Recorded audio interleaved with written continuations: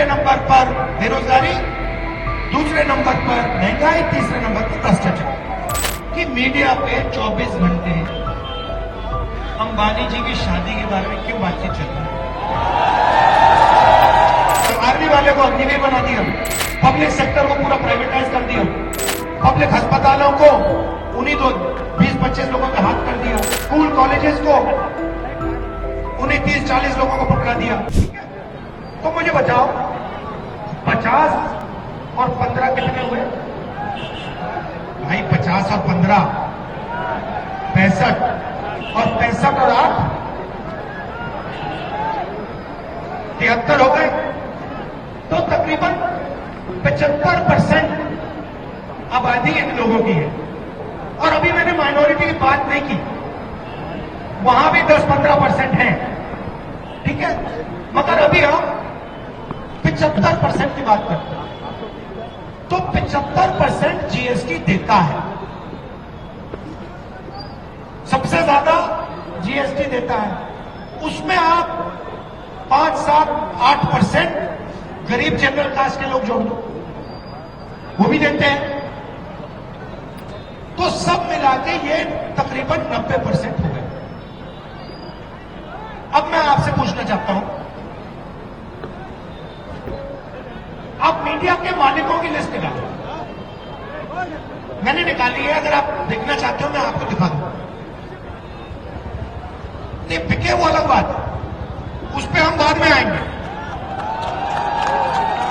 मगर लिस्ट निकालोगे तो आपको दिखेगा कि 90% में से मालिक को मैं आपको एक नाम नहीं मिलेगा, एक ओबीसी नहीं मिलेगा, एक दलित नहीं मिलेगा, एक आदिवासी नहीं मिलेगा, एक गरीब कास्ट का, जनरल कास्ट का नहीं मिलेगा। वही 10-15 लोग, 20 लोग, 30 लोग की लिस्ट। अब देश में सबसे बड़ा मुद्दा कौन सा है? बेरोजगारी, राइट? दूसरे नंबर पे कौन सा है? पहले नंबर पे बेरोजगारी, दूसरे नंबर पे महंगाई, तीसरे नंबर पे हाँ, तीसरे नंबर पर भ्रष्टाचार, राइट? तो पहले नंबर पे भीड़ से पूछा, पहले नंबर पर बेरोजगारी, दूसरे नंबर पर महंगाई, तीसरे नंबर पर भ्रष्टाचार। तो मुझे बात समझाओ भैया कि मीडिया पे 24 घंटे अंबानी जी की शादी के बारे में क्यों बातचीत चल रही है? मुझे ये समझा दो। या फिर टीवी देखोगे तो आपको बॉलीवुड के स्टार दिखाई देंगे, या फिर कभी आपको क्रिकेट के बारे में बोलेंगे, मगर जो आपकी जो मुद्दे हैं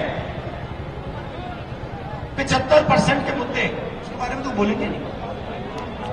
क्यों? क्योंकि आपका मीडिया पे कोई कंट्रोल नहीं है। मीडिया 5-7% की है। भैया मुझे बात बताओ, सीधी सी बात बताओ, आपका नाम क्या है? भूपिंदर सिंह जी। अगर मीडिया आपका होता तो आप अपने बेटी की शादी मीडिया पे नहीं लगाते क्या? वही तो हो रहा। तो मीडिया किसानों का नहीं है, मजदूरों का नहीं है, दलितों का नहीं है, पिछड़ों का नहीं है, अरबपतियों का है, ठीक है?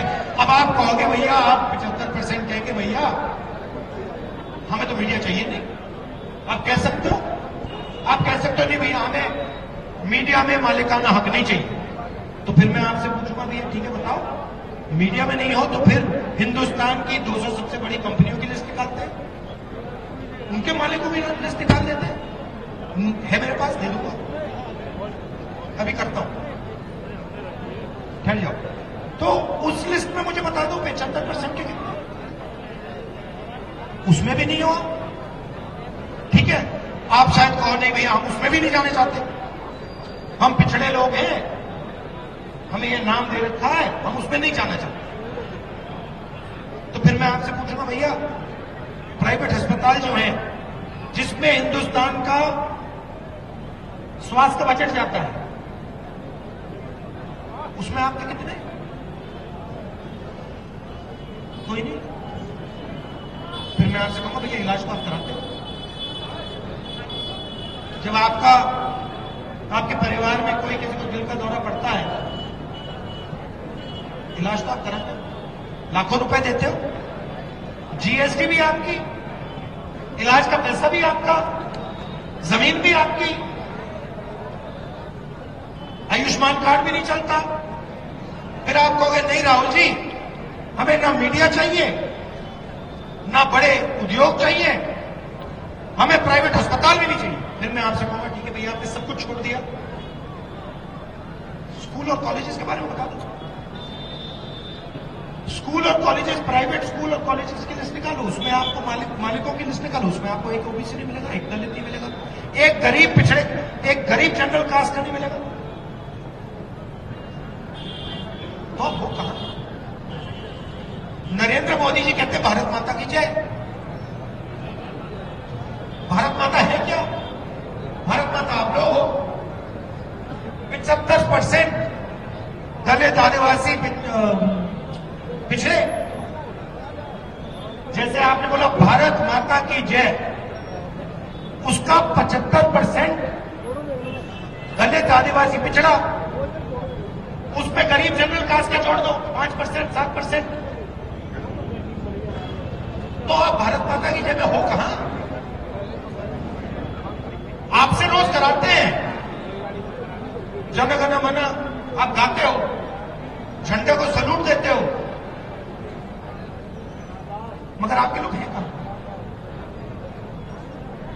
मैं बताता हूं, मनरेगा की लिस्ट निकालो, मजदूरों की लिस्ट निकालो, वहां आपको मिल जाएगी। कॉन्ट्रैक्ट लेबर की लिस्ट निकालो, वहां आपको मिल जाएगी लिस्ट। ये जो सड़क बना रहे हैं, हाईवे बना रहे हैं, भूखे नंगे हैं, इनकी लिस्ट निकालो। इसमें आपको गरीब जनरल कास्ट का मिलेगा, पिछड़े लोग मिलेंगे, दलित, आदिवासी मिलेंगे। अब पहले क्या होता था? पहले आपके लिए एक रास्ता था। कौन सा रास्ता था?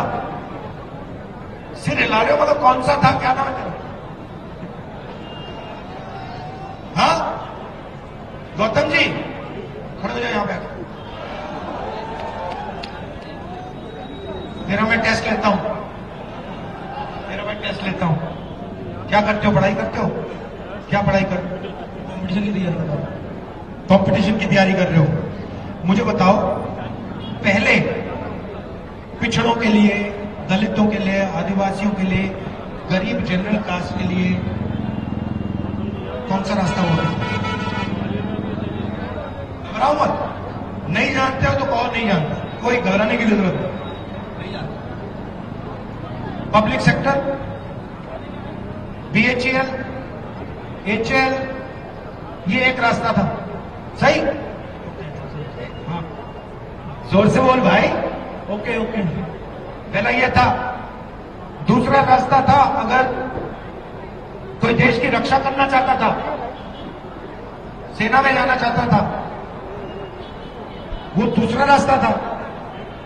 आर्मी में जवान की लिस्ट आप निकालते, उसमें आपको दिखता गरीब जनरल कास्ट के लोग, पिछड़े, दलित, आदिवासी, माइनॉरिटी से भरे होते थे। फिर सरकारी नौकरियां होती थी, स्कूल, अस्पताल, इसमें गरीब लोगों को जॉब मिल जाती थी। मिलती थी नहीं मिलती थी?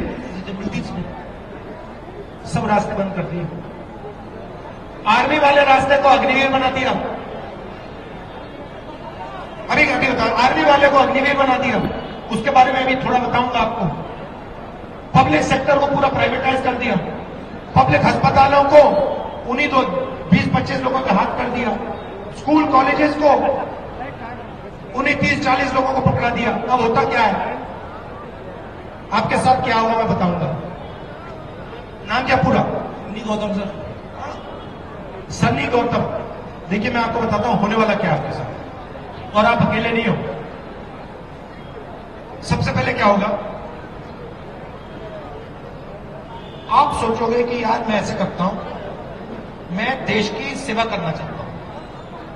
तो जब आप 14 साल के हो, 14 साल के थे, तब आपने डिसीजन लिया कि भाई मैं क्या करूंगा, मैं सुबह उठ के रनिंग करूंगा, मैं अपनी फिटनेस बनाऊंगा, थोड़ी वेट लिफ्टिंग करूंगा, दंड बैठक, और फिर मैं आर्मी में जाने की सोचूंगा। पहला रास्ता ही है। आपको कहेंगे भैया देखो वो सब ठीक है, मगर हम हथियार अदानी को बेचना चाहते हैं। तो आप ऐसे करो, आप अग्निवीर में आ जाओ। अब आप लड़ोगे, जब आप लड़ोगे, अगर आपको गोली लग गई और आप शहीद हो गए, तो फिर हम आपसे कहेंगे भैया देखो आपको ना हम पेंशन देंगे, ना आपको शहीद का दर्ज मिलेगा, और जो आपके साइड में खड़ा होगा उससे कहेंगे बेटा तू अग्निवीर नहीं है, तुझे हम पेंशन देंगे, तेरी हम रक्षा करेंगे, और अगर तुझे कुछ हुआ